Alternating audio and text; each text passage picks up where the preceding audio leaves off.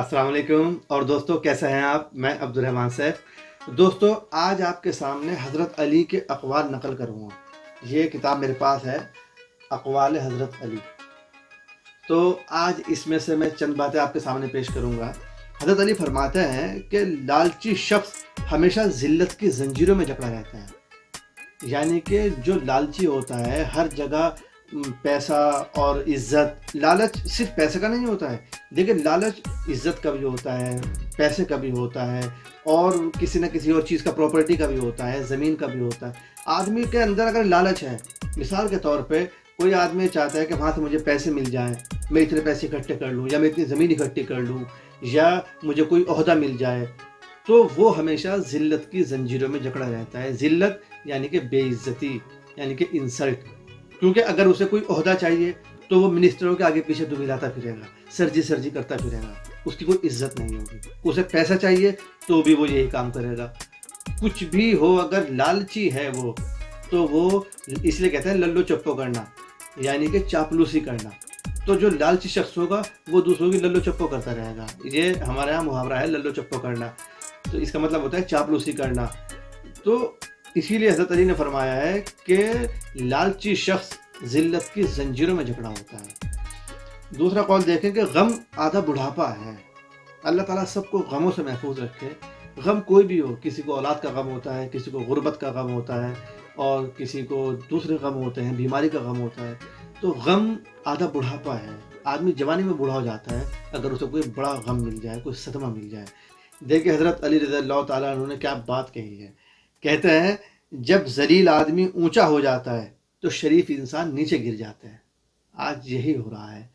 آپ سب کے سامنے ہیں جو ذلیل ہیں، کمتر ہیں، ہر لحاظ سے کمتر ہیں۔ وہ تعلیم میں بھی کمتر ہیں، وہ شرافت میں بھی کمتر ہیں، وہ شعور میں بھی کمتر ہیں، وہ ظرف میں بھی کم ہیں۔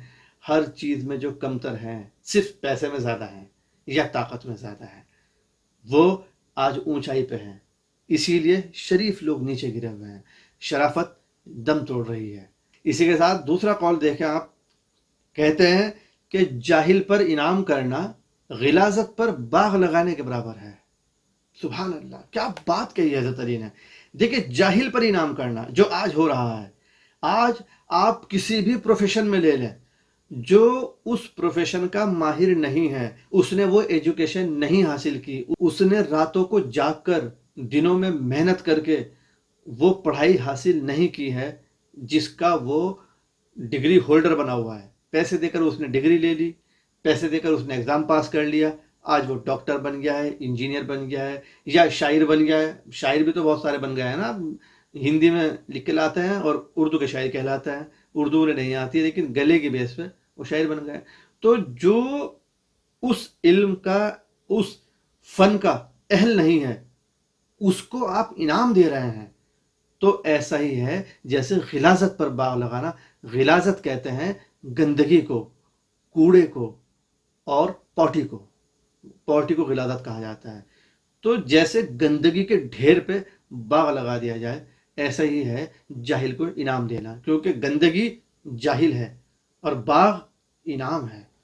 تو آپ گندگی پہ باغ لگا رہے ہیں اگر آپ جاہل کو انعام دے رہے ہیں۔ آج آپ دیکھ لیجئے بے پناہ بے شمار ایسی مجلسیں ہوتی ہیں جہاں ایک سے بڑے ایک جاہل کو انعام دیا جاتا ہے، مالائیں پہنائی جاتی ہیں، ہار پہنائے جاتے ہیں، ٹرافیز دی جاتی ہیں، سرٹیفکیٹ دیے جاتے ہیں، سند دی جاتی ہے، سپاس نامے دیے جاتے ہیں، اور وہ جن کو دیا جا رہا ہے وہ تو جاہل ہیں ہی ہیں، دینے والے بھی اللہ ماشاء اللہ ایسے ہی ہوتے ہیں۔ بہرحال اللہ تعالیٰ سب کی حفاظت فرمائے۔ اور جو شریف اور قابل قدر لوگ ہیں، صحیح معنوں میں جو اہل علم ہیں، اہل ادب ہیں، اہل شعور ہیں، اہل ذوق ہیں، اللہ تعالیٰ ان کے فن کو سلامت رکھے اور ان سے لوگوں کو مستفیض فرمائے اور ان کی عزتوں کی حفاظت کرے۔ اس کے بعد حضرت علی فرماتے ہیں کہ دین کا نفع دنیا کے نقصان سے حاصل ہوتا ہے۔ سبحان اللہ۔ اب اس کا کیا مطلب ہے؟ اس کا مطلب یہ ہے کہ آپ دو کشتی پہ پیر رکھ کر نہیں چل سکتے۔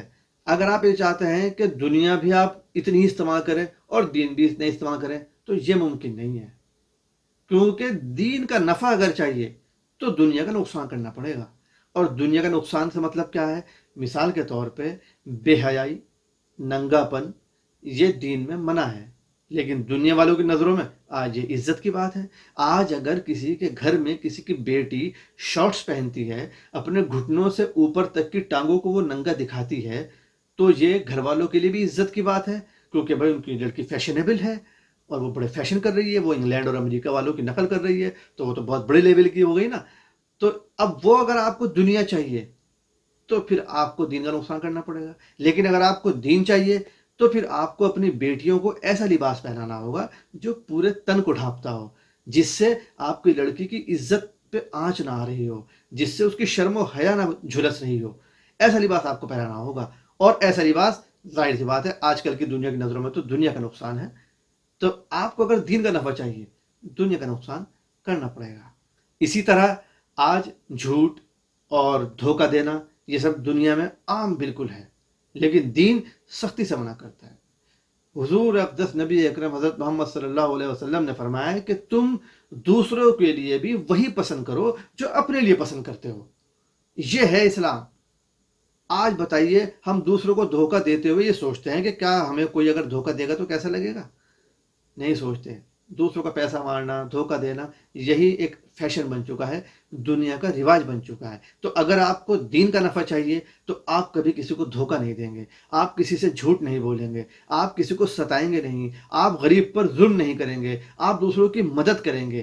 یہ دین کا نفع ہوگا، اور دنیا کا یہ نقصان ہوگا، کیونکہ اگر آپ دنیا میں رہ کر ایسے کام کریں گے، دھوکہ نہیں دیں گے، تو دنیا والے آپ کو پاگل کہیں گے کہ یہ تو پاگل آدمی ہے، اسے تو پیسہ کمانا ہی نہیں آتا، یہ بھی تو آج تک غریب ہے۔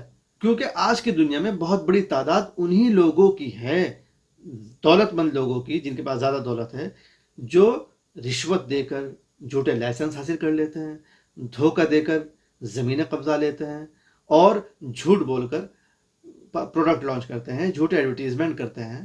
تو یہ سب چیزیں دوسروں کو دھوکہ دے کر، جھوٹ بول کر ہی حاصل کی جاتی ہیں۔ اگر آپ اس کا نقصان کرتے ہیں تو آپ کو دین کا فائدہ ہوگا، اور اگر آپ دنیا کا نفع لیتے ہیں تو پھر دین کا نقصان ہوگا، کیونکہ دین میں تو جھوٹ بولنا منع ہے، دھوکہ دینا منع ہے۔ بہرحال آج کی ویڈیو میں یہی چند باتیں، انشاءاللہ اسی طرح حضرت علی رضی اللہ تعالیٰ عنہ، حضرت عثمان رضی اللہ تعالیٰ عنہ، حضرت ابو بکر رضی اللہ تعالیٰ عنہ، اور حضرت عمر فاروق رضی اللہ تعالیٰ عنہ، چاروں خلفاء کے یا دیگر جو ہمارے اکابرین ہیں ان کے اقوال زرعی میں آپ کے سامنے لاتا رہوں گا، اور انشاءاللہ مختصر اس کا مطلب بھی بتاؤں گا، اس کی شرح بھی کروں گا۔ آج کی ویڈیو میں اتنا ہی، انشاءاللہ اگلی ویڈیو میں پھر حاضر ہوتا ہوں، تب تک کے لیے خدا حافظ۔